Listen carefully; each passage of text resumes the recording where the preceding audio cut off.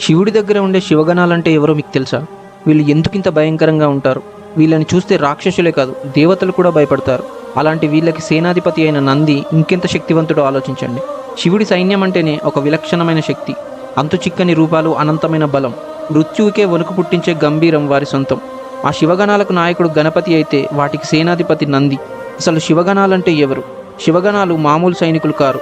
వీరు భూత, ప్రేత, పిశాచ, యక్ష, రాక్షస రూపాల్లో ఉంటారు. కొందరికి వేల చేతులుంటే మరికొందరికి అసలు తలలే ఉండవు. కొందరు గాలిలో తేలుతుంటే మరికొందరు అగ్నిని శ్వాసిస్తూ ఉంటారు. వీరందరూ పరమశివుని ఆజ్ఞ కోసం ఎదురు చూసే మృత్యుంజయ మహాసైన్యం. ఈ వికృత విచిత్ర రూపాల వెనుక ఉన్న అసలు రహస్యం ఏమిటంటే, లోకం దేన్నైతే అసహించుకుంటుందో, దేన్నైతే భయంకరమైనదిగా భావిస్తుందో వాటన్నింటినీ శివుడు తన దగ్గర చేర్చుకున్నాడు.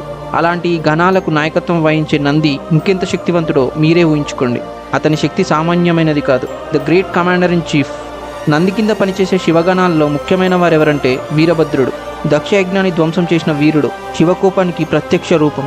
కాలభైరవుడు, కాలానికి అధిపతి. భృంగి, శివుడిపై అంచెలంచెల భక్తి కలిగిన వాడు. చండీశ్వరుడు, శివాలయాలకు రక్షకుడు. వీరందరూ ఎంతో శక్తివంతులు, కానీ వీరందరికీ నాయకుడు నంది. నంది ఆజ్ఞ లేనిదే శివగణాల్లో ఏ ఒక్కరూ అడుగు బయట పెట్టరు. ప్రళయకాలంలో శివుడు తాండవం చేస్తుంటే ఆ తాండవానికి తగ్గట్లు మృదంగం వాయించేది నందే.